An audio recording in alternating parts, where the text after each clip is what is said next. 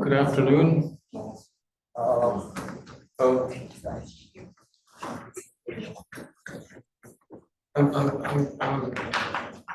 like to begin by quoting from a paper by the pioneering person in the field, pioneering in the field of operator algebras, Hilbert space operator algebras. This is a paper which was published in the Mathematical Reports of the Academy of Science of Canada in 2009. A note on projection equivalence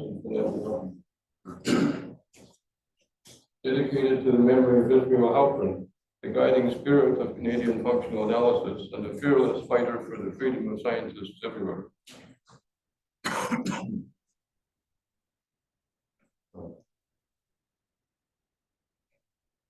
So this is a footnote from the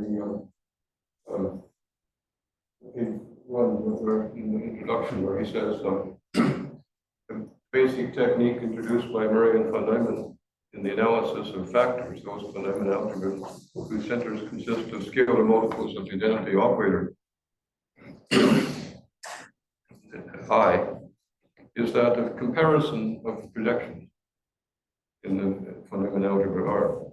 Well, this is now referred to as Murray-von Neumann equivalence, and it was the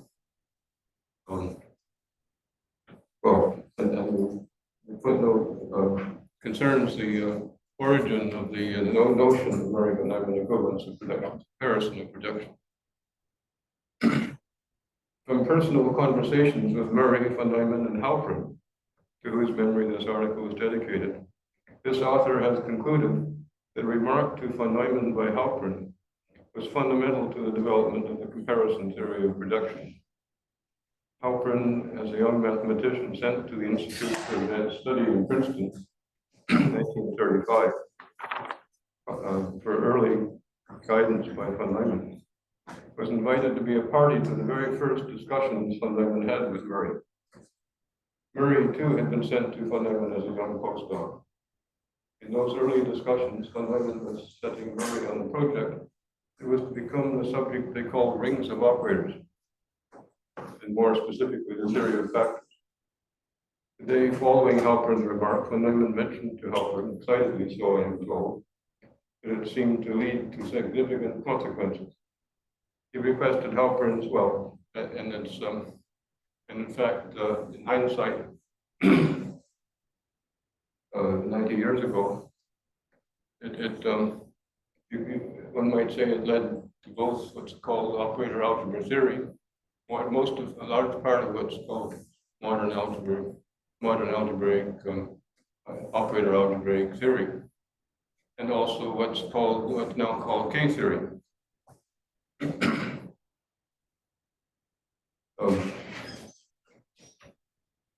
He requested Halpern's permission to use that suggestion. Permission was granted, of course. That situation is reminiscent of von Neumann's request to B.O. Koopman a day after Koopman had made his observation. And this is very relevant to, of course, to von Neumann, that a measure-preserving transformation gives rise to a unitary operator on the L2 Hilbert space of the measure, which became known for a period as the Koopman ergodic theory. Which became known for a period as the Koopman method, that von Neumann be allowed to use it. Von Neumann had proved his mean ergodic theorem with the aid of Koopman's construction a few hours after hearing of it from Koopman. Evidently, von Neumann was punctilious for his ideas were called. Well, it must have been nice to work with von Neumann. Well, for that matter, it was nice to work with Israel Halpern. Yes. Can you repeat the article title? Like what the reference is? Yeah. It's okay. Well, this journal is online, and it's called Math Reports of the Academy of Science of Canada, and you just look up. I think Cadison just has the one paper, so it's searchable. You just type in Cadison under search, and it comes up. I mean, if you just type in Caddis and Halpern into Google, that might make it come up too. So these things are pretty fast now. It's almost a kind of a game to find the shortest keywords that will bring something up. Okay, well,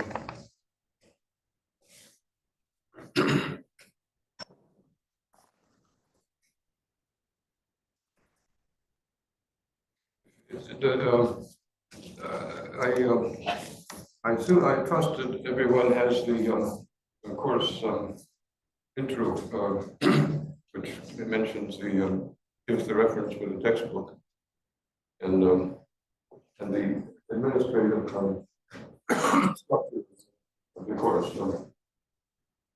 which has to be approved by the class. Tentatively, I suggest that the homework consisting of exercises, say 3 to 6 per week, handed in on Mondays, and project essays, say 2, to be handed in on 2 dates, October 20th, December 8th. Count 50%, 1/2 towards the final grade. And classwork,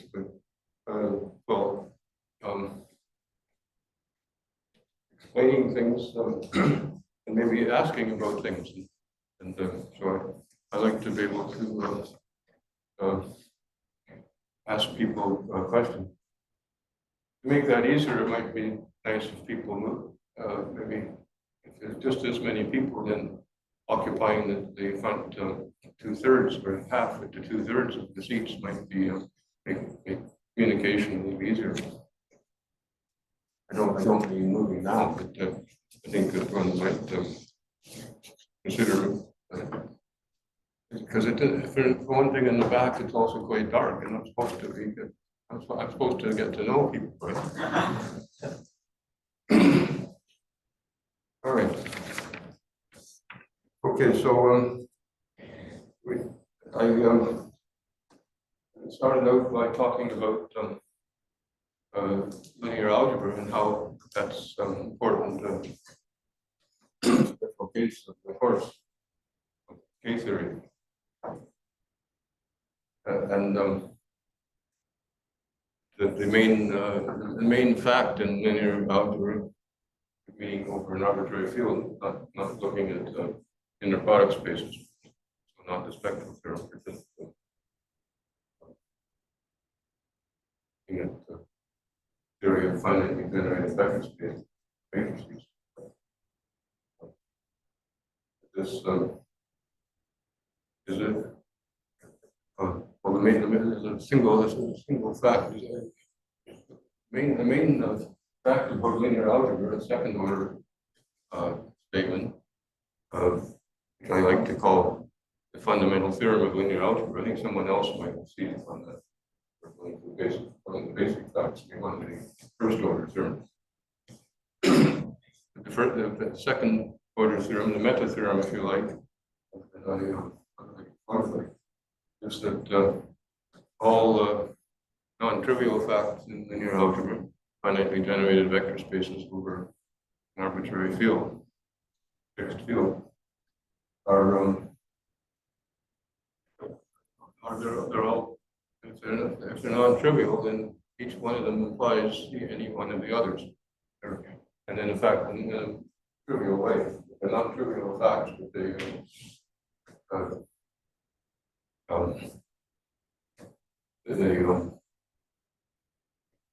trivially equivalent.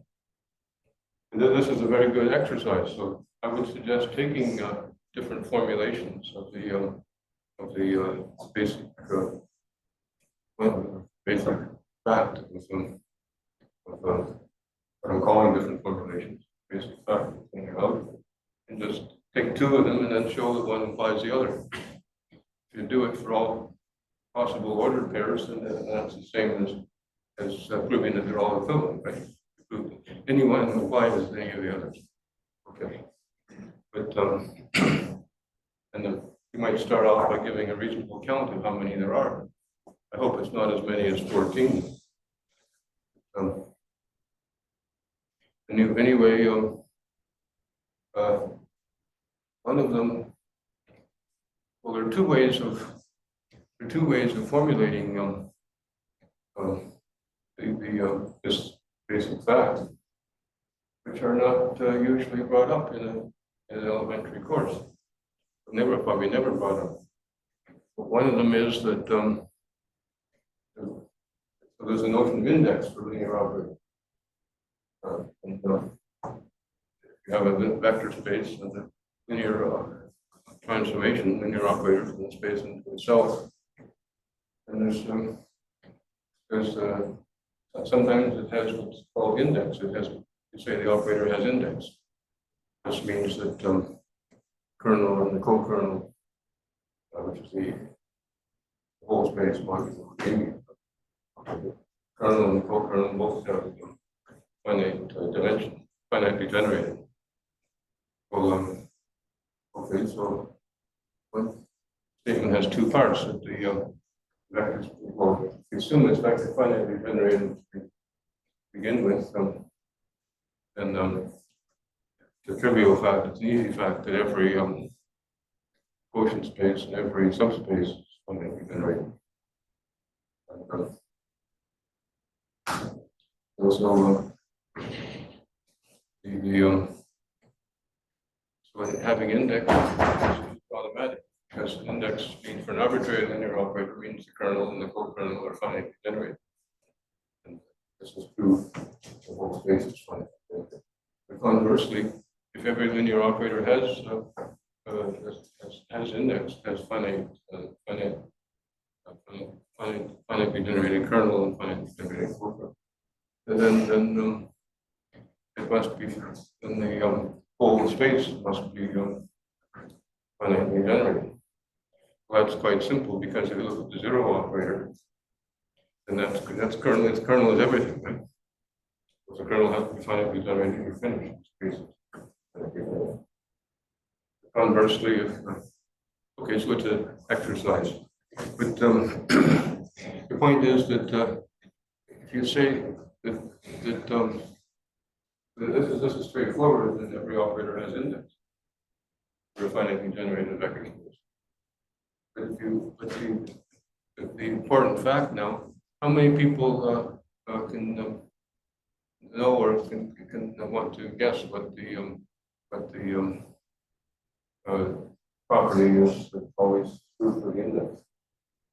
Or what property, if there's something that's always true for the index, then for the finitely generated vector space, if every operator has an index, and you can always say what it is, some number that always is, then what is it? By the way, I haven't even defined the index yet, right? It shouldn't matter. But the question is, we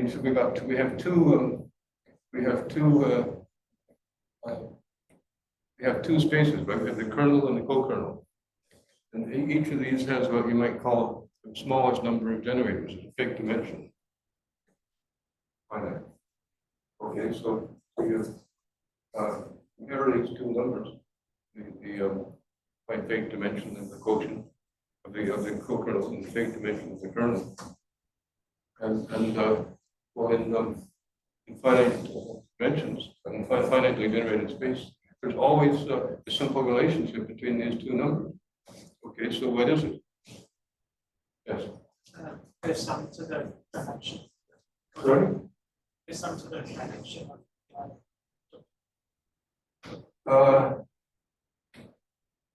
Okay.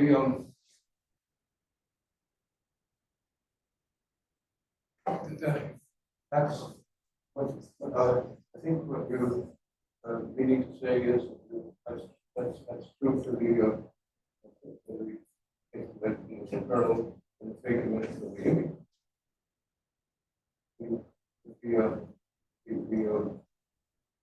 The co-kernel is the whole space modulo mean. Okay. Modular. Sorry? The co-kernel is the whole space modular. Yeah. Okay. Okay, but anything that I'm going to talk about, I'm not going to talk about this extremely soon. Okay. And so let me give you a hint. The answer is as simple as it could possibly be. Yes. They just uniquely identified. But by the way, maybe I should hear somebody's name. What's your name? Charlie. Charlie? Yeah. And your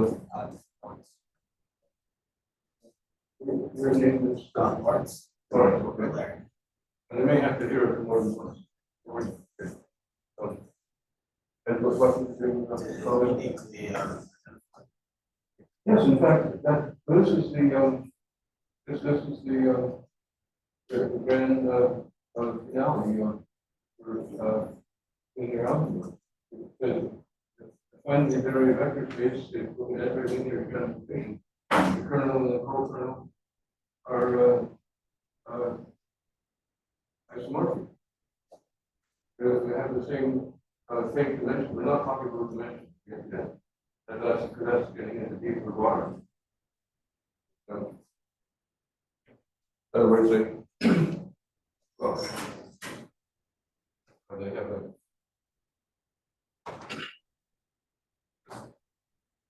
okay, well, and you have two numbers that are always the same. Well, not always in the picture. You have two numbers that are always the same, but they're not always. I mean, they're always the same with each other. They're always the same. They're always equal to each other. Every operator has this pair of numbers, and the numbers. These two numbers are always equal, but they're not always the same. That's not always the first number is not always the same, and the second number is not always the same. Okay, but the first number is always equal to the second number. Well, I said we were going to try to get the simplest possible formulation of the situation, right? Well, I suppose if you have a whole lot of pairs of numbers and a whole lot of ordered pairs of numbers, and the two coordinates are equal, then what's a single thing which is constant? What you have two numbers A and B, and A is equal to B. Then but A is not always the same, and B is not always the same, but they're always equal. Then what is the fundamental the two numbers themselves are not the fundamental number then, obviously. Well, I would say obviously yes. Right? Yes. Now, are you an expert? Have you studied this? Okay, but then that's great. Okay, because I mean, what it means is well, I shouldn't be putting the limelight on me, right? But what it means is I'm got the right principle. You get someone is, if you're lucky, someone will find the simple formulation. Okay, so the index is always 0. That the index is the difference between the two numbers. Okay, it's a convention which you subtract, which one you subtract from which one. Let's not worry about that. But the point is that in finite dimensions, it doesn't matter. They get 0. Okay. Of course, if you knew the index was an integer, and I told you it was always the same, and it didn't have to be always positive or always negative. Yes. We're talking about the index of a linear transformation. Yeah. Like the domain is equal to this. Well, it's fake dimension is the same. They're isomorphic, if you like. They're both vector spaces. One is a subspace and one is a quotient space, right? But so you can't quite say they're equal even, because it's like apples and oranges, right? You can have the same number of apples and the same as oranges, but okay. All right, so that's one form of the yes.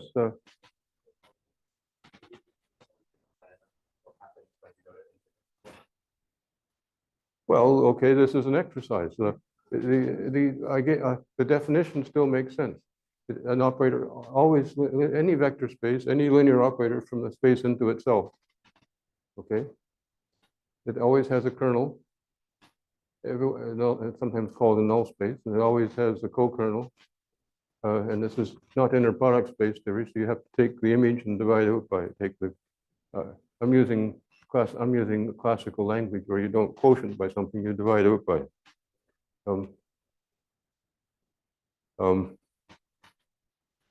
Okay, and so you get two vector spaces, and you saying the operator has index.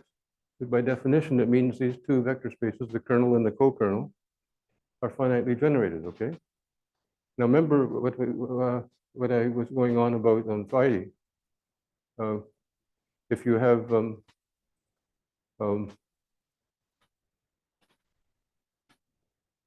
well, dimension is a subtle comment.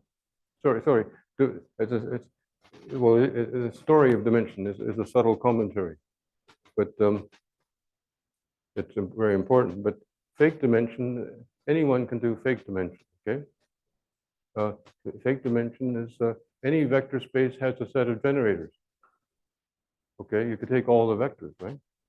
And I tried to make a joke about you have to decide whether to include 0 or not. But that's not, if it's this infinite number of vectors, then it's not going to, whether you include 0 is not going to make any difference with how many generators you have. And what you do then is look at all sets of generators and look at the cardinality of each one. And if the space is finitely generated, that means you're in the you're in the scheme of finite cardinal, finite natural numbers. And any set of natural numbers, any bunch of natural numbers has the smallest element. It's true for any bunch of cardinal numbers. Look at all cardinal numbers, there's the smallest one, right? What's the smallest cardinal number? Do you know what cardinal numbers are? What's the smallest natural number? Yeah, okay. That's also a cardinal number. So it has to be the smallest cardinal number, I guess. Okay. Cardinal numbers are what, how you count the elements in a set, the number of elements in a set. Okay, so you look at all sets of generators for your vector space, and you look at the cardinal numbers, and one of them is finite, then it's simpler to visualize. You just look at the smallest one, and that's going to, after the fact, when you've proved a lot of things, that's going to be the dimension. Okay. But in the meantime, we can call it the fake dimension. All right. And so the index of an arbitrary linear operator that has index is the difference of the, you look at the fake dimension of the kernel and the fake dimension of the co-kernel, and you subtract it. Yes. So there's a fake dimension, and there's a true dimension. I'm sorry? I mean, there's a fixed dimension. Well, there isn't a fixed, look, the word I'm using is fake dimension. Oh, it's like fake. Yeah. It's yeah, right, because real dimension is a very special thing, and it's a number of elements in a basis, but it's after you've proved that it's additive, right? Anyway, one way of saying let's just outline the difference between dimension and fake dimension, okay? So the dimension is a number. Dimension is what the fake dimension is. After you have proved that you take the direct sum of two vector spaces, then the fake dimension of the direct sum is the sum of the fake dimension. But try and prove that. That's a deep theorem. That's one of the basic statements.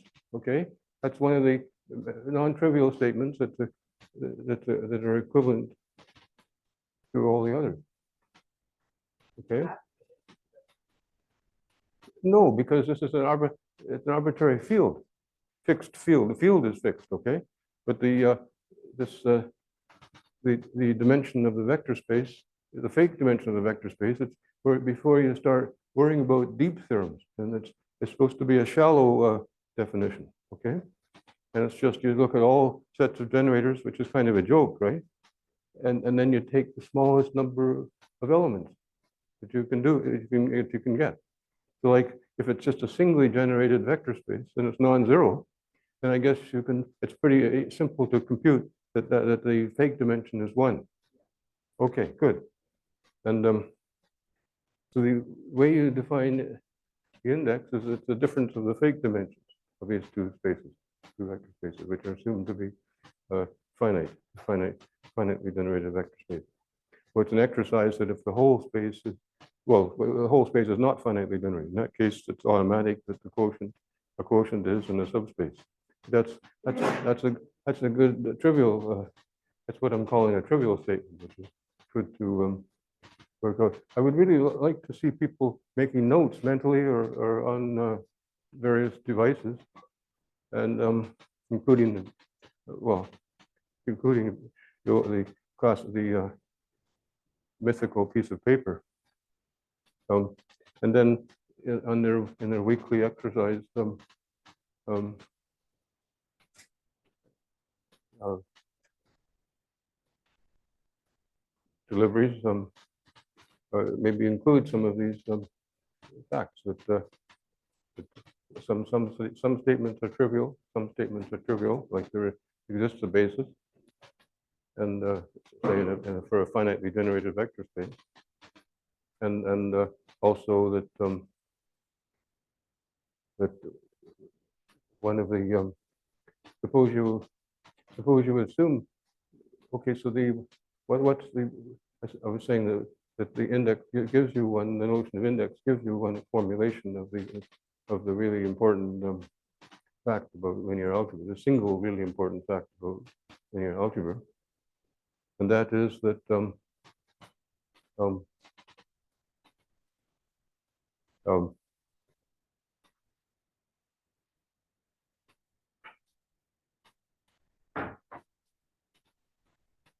well, there's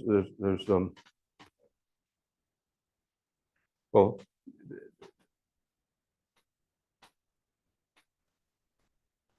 okay, the formulation I'm getting at with talking about index is what? GChem? What's the formulation of the basic non-trivial fact about linear algebra, which um, is what's the statement in terms of index?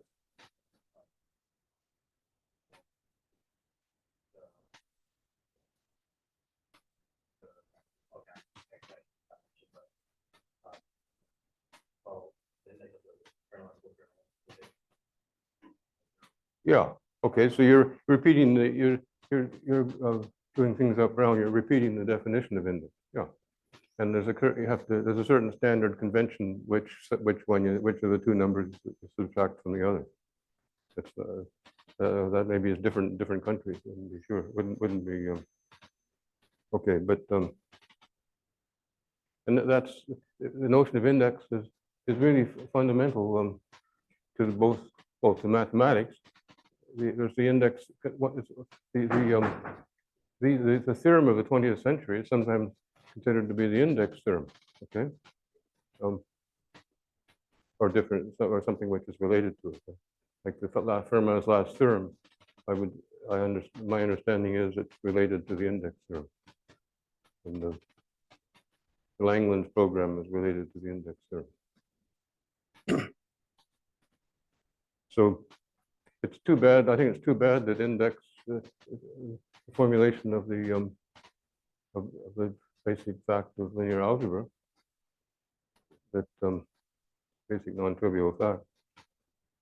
I think that this is not standard to state it just that the index is always zero for a finitely generated vector space. I think that's a bit too bad. But there's another formulation which is so the notion of index is basic to this course, but it was already basic in my other cross-listed course, which I gave a year ago in the fall, namely linear operators. Okay, but the basic theme of this course is K-theory, and there's, as I was describing as I was starting to talk about on Friday, there's a K-theory theoretic formulation of linear algebra. Do you remember what that was? Or did I get far enough into it? Okay, but I didn't finish defining K0, right? I was trying to talk about that today. But it's a group, right?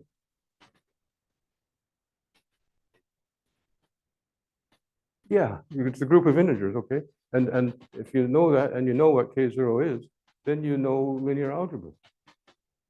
Okay? And that's but you don't learn that in first year or second year. But why not? Well, why not? You learn about the integers. Okay. So why not that the integers is the K0 group of a field? It's a well, all right. This, by the way, it would make sense if someone is looking for an essay topic, then studying the structure of linear algebra that I'm suggesting in terms of the meta theorem, that all non-trivial theorems are trivially equivalent. That would be a good thing to think about, I think, and study. But and then also to check out some of the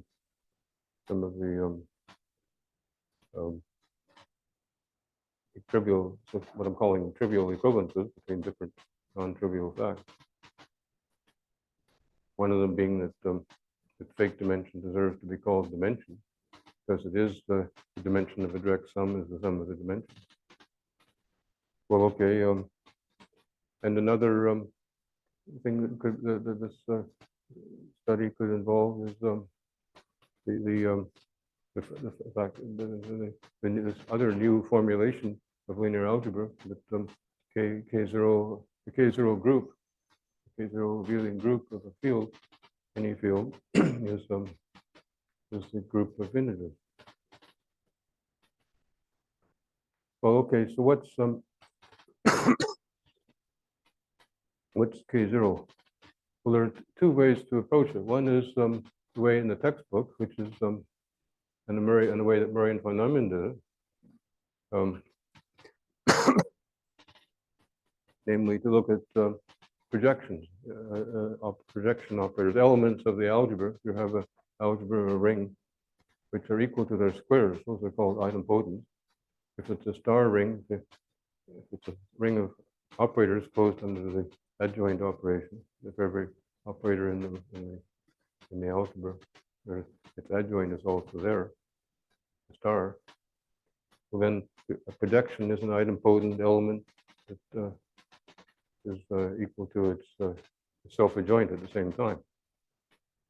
Self-adjoint idempotent.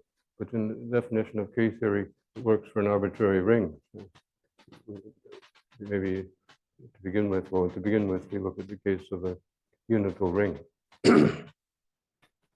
Okay, so we have, we're talking about unital rings, and well, if you look at the book, then it's in the case of the C-star algebra, it looks at the idempotent or the self-adjoint idempotent. But the way that it works for an arbitrary ring, which Grothendieck used, is you look at modules. Okay, remember a module over a ring, unital ring, is much like a vector space over a field. A vector space over a field is a special case. That's what a module is over a field. Okay, that's in other words, you can take ring elements and multiply vectors, multiply vectors by them. So just like direct sum of vector spaces, you can talk about direct sum of modules. And so suppose we have a bunch of modules.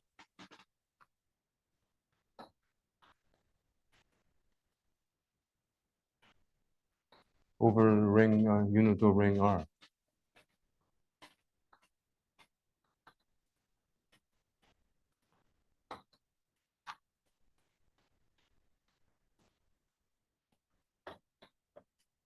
And suppose it has, suppose it's, um, suppose the, suppose it's closed under direct sums.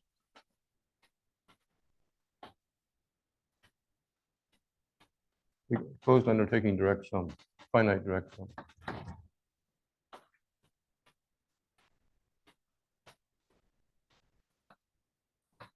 So these are left modules, okay?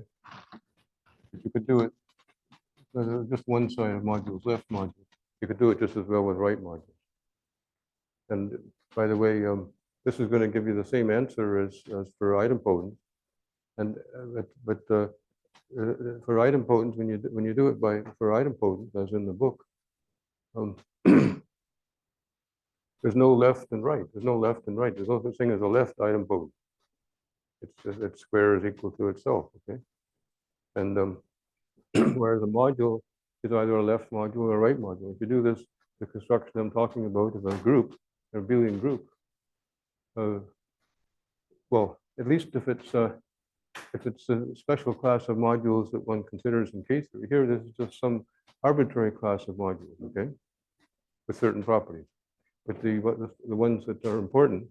So for K0, we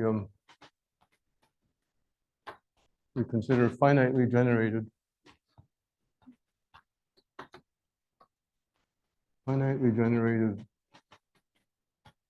what are called projective modules, okay?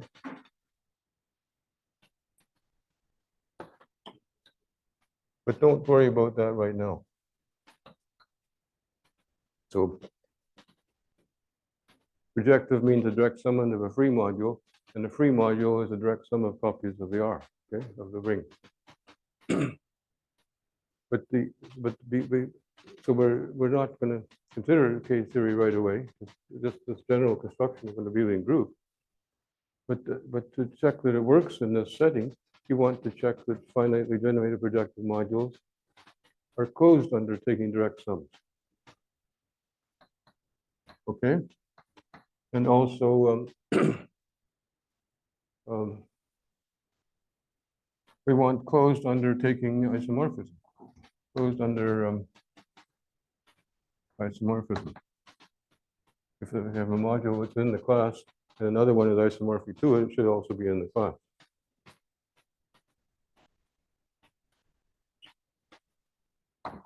All right, and the third property we want is that the isomorphism classes,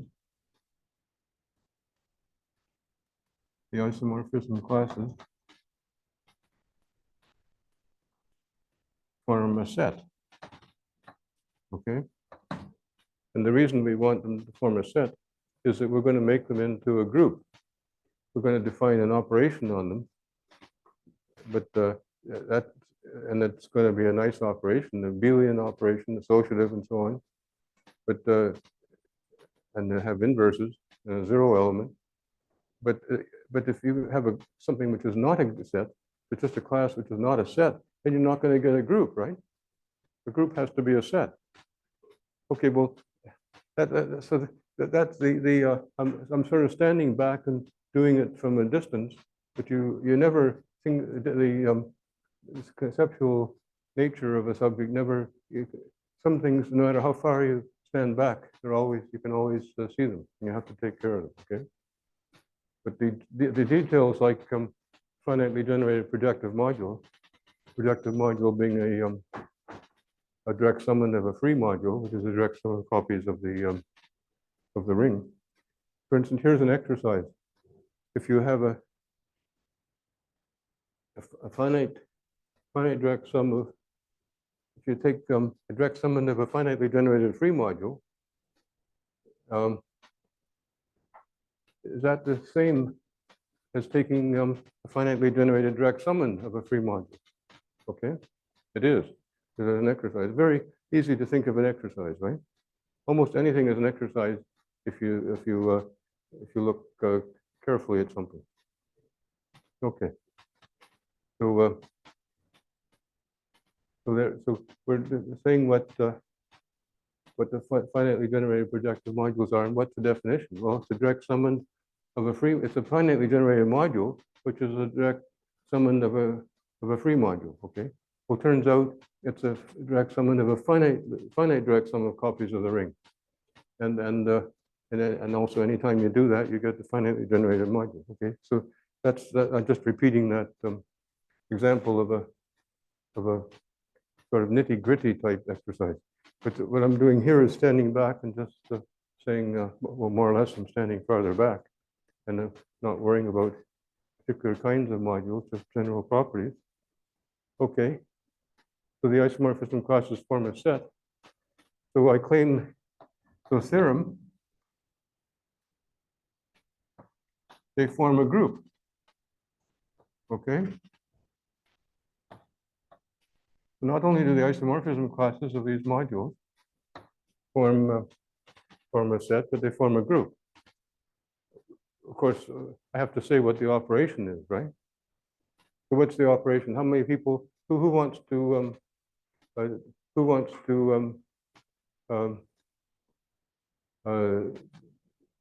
speculate on what the operation is? Yes. Remind me of your name, please. Oh, Daniel. Yeah, right. We were talking yesterday or Monday. Yeah. Yes, and except that's a slightly overly concise. Someone might say it's overly concise, right? Because we're talking about isomorphism classes. The elements of the group are going to be isomorphism classes. And so how do you define the direct sum of two isomorphism classes? Well, yes. Yeah, okay, yeah. But yeah, okay, well, I'm not suggesting Daniel is stuck. I just, remind me of your name. Ellen. Ali. Ellen. Alan, okay, thank you. Yeah, we were talking before, but I didn't ask you, I didn't get around to asking your name. Did I get your name? I think I did. I'm still having trouble with it. Look, what, Chrissy? No. I'm sorry. CRISS.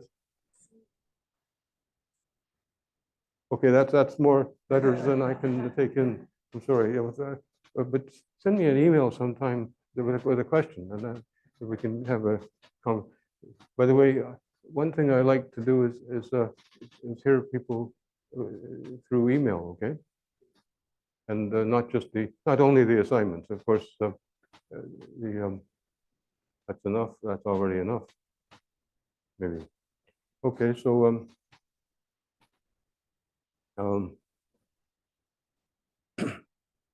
yeah. So Alan is saying that if we have two isomorphism classes of modules over this fixed ring R, fixed unital ring R, and a module over a unital ring means the unit, when you multiply the unit of the ring by a vector, you get the vector back again, right? The same vector.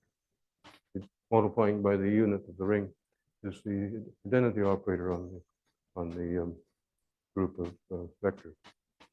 And if you have the zero element of the ring, and you multiply a vector by that, of course you get zero, right? The zero vector, the zero vector. Okay, so Alan is saying, look at two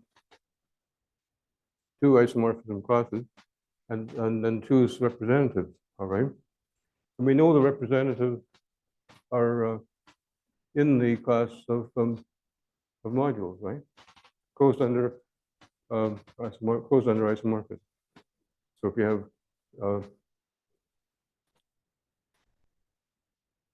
well, you take any representative. It doesn't have to be all representatives just in the class of all modules. So we have, so we take two modules. Now it's understood in your answer that what Daniel said. You take the direct sum of the two representatives, okay, and you get a module, and you look at its isomorphism class. And then it makes sense to say we want to call this the sum of the two given isomorphism classes. Okay, but if you have an operation, it can't depend on any arbitrary choices, right? You have to show it's independent of the choice of representatives. And that's if you like, it's It's an exercise or a lemma or something. So if um, I hope I can do all these exercises, okay? But what I hope is that I don't have to. That of course, once in a while I should do one, but I think people who are recording them ought to think first of all about keeping track of them, which is half the battle, and then also doing at least some of the exercises, actually carrying them out, so that the isomorphism class of the sum of two representatives of two modules is independent of the. By the way, this is maybe I'm making too much of it because it's a very easy exercise. That's one reason to look at modules when you're defining P-theory, because if you talk about idempotence, the fact that and equivalence classes of idempotence, the fact that adding equivalence classes is independent of choosing representatives. This is called Murray-von Neumann additivity of equivalence, and this is what they and Halpern were talking about in 1935. Well, it's a fairly demanding exercise. Okay, you have to. It's computational to keep track of what the algebraic the symbolic description of equivalence of projections is, equivalence of idempotence. Okay, but with modules it's just conceptual. It's so what Alan and Daniel are proposing is I don't want to. I don't want to look down on it too much, but it's easy. Okay, that's why I'm taking the module approach.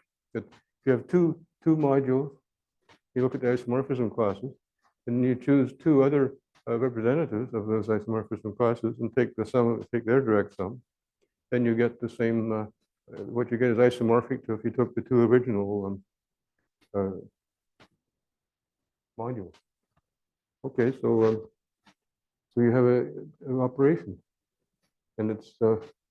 By the way, why do you take the isomorphism classes? Well, one thing is you're never going to get a set if you don't look at the isomorphism classes. If you just look at even singly generated modules, if you don't look at the isomorphism classes, there are too many of them because they might have one might be apples, one might be oranges, all kinds of things. So,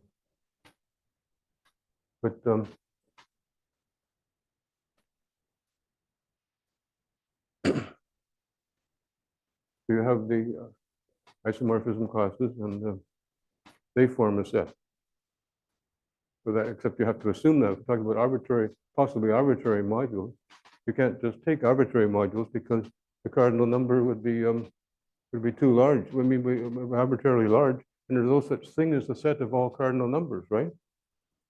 So that's why we take finitely. That's one reason you take finitely generated here, because that means that the isomorphism classes will form a set.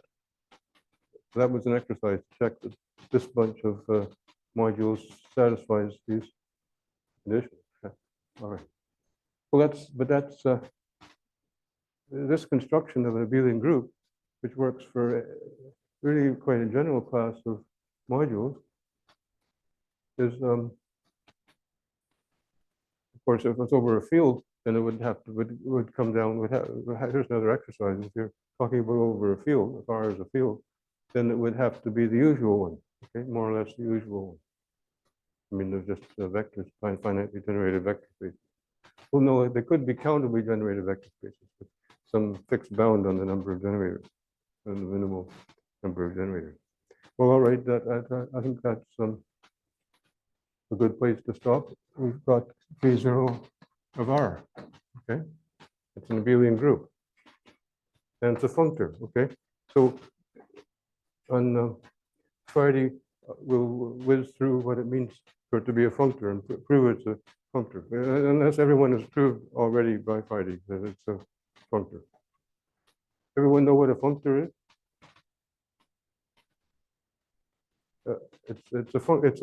If you have category, everyone know what a category is. Okay, category is a a class, like you take all modules, it's not a set. But it's a category because you have objects, the modules, and then you have maps, arrows between the modules, between the objects. And association of arrows is composition of arrows is associative, okay? And so it's almost like having semigroups. And a functor between two categories is just a homomorphism. It preserves it. The map takes objects into objects and arrows into arrows, and it preserves concatenation of arrows. Of course, you can't always compose two arrows, but when you can, then you can compose what they are mapped into, and what you get is the same as what you get when you compose them before you apply the functor.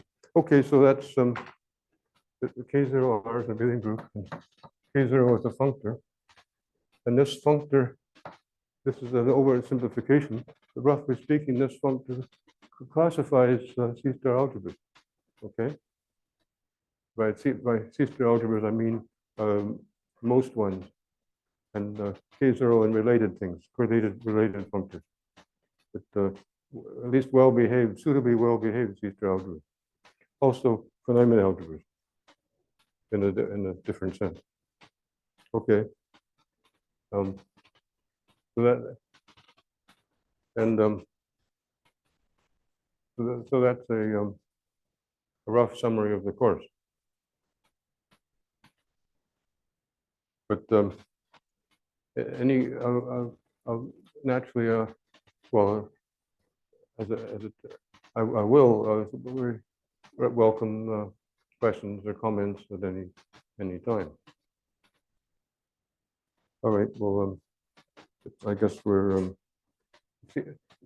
I figured out why the secretary told me why we're not getting kicked out on the hour. Okay, because these tutorials haven't started yet.